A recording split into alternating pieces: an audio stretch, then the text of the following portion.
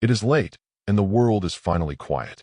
It's the right time to talk about something that most people think is a math problem, but is actually a story about who we are. I've often thought that money is the greatest show on earth, not because of the numbers, but because it's one of the few things that offers a magnifying glass into human behavior. It's funny you say that. We're taught to treat it like physics, as if there are laws, formulas, and right answers. If you're smart, you should be good at it. If you're a genius, you should be wealthy. But when I look around, that isn't always what I see. Exactly.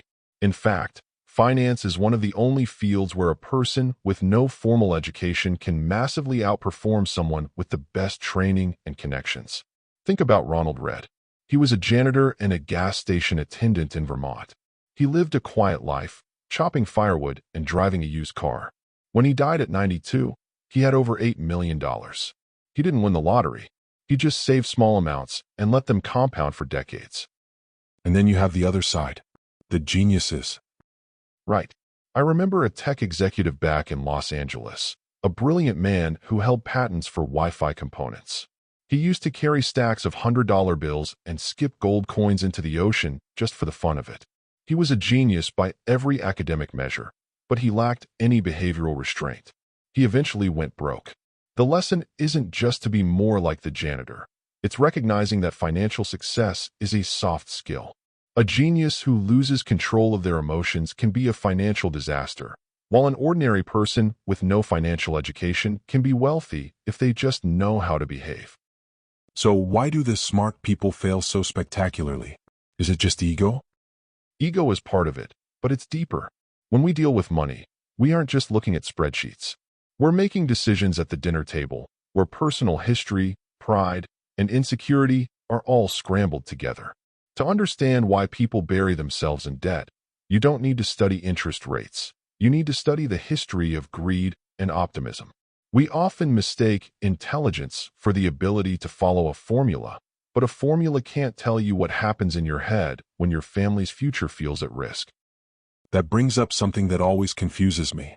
We judge people so harshly for their crazy financial choices. Like someone living in poverty spending hundreds of dollars on lottery tickets when they don't even have an emergency fund.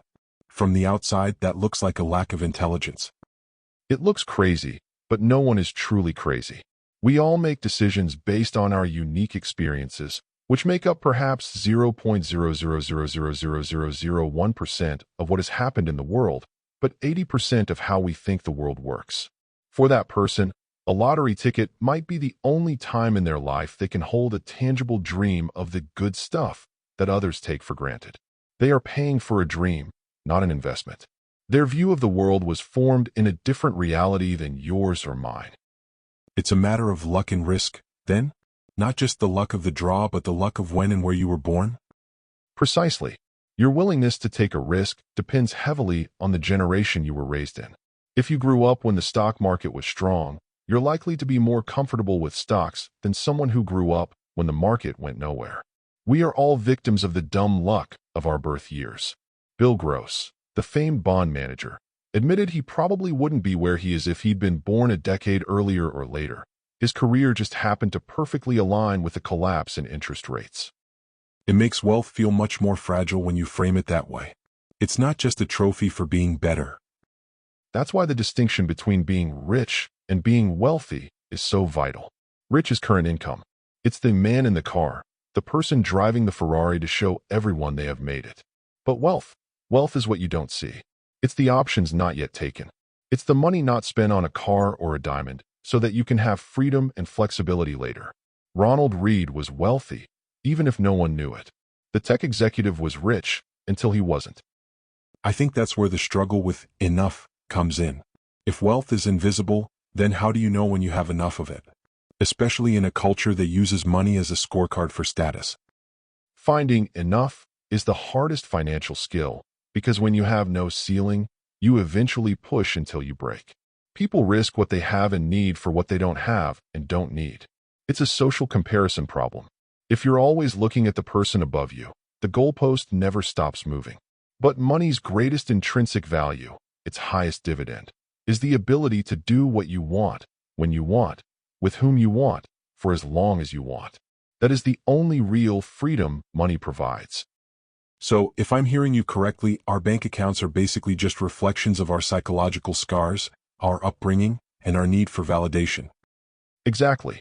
We think we are playing a game of math, but we are actually playing a game of identity. We use money to tell ourselves and the world a story about who we are. But the numbers on the screen, they are just a byproduct of that story. It's a bit overwhelming, really. To think that every time I spend or save, I'm not just making a transaction.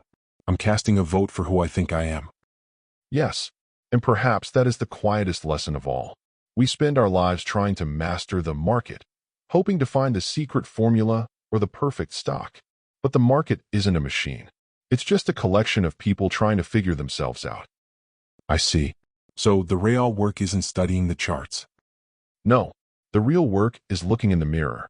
Because in the end, your relationship with money isn't about the economy or the interest rates.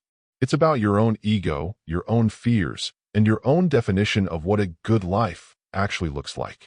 Once you realize that, you stop looking at the numbers and start looking at the person holding the pen.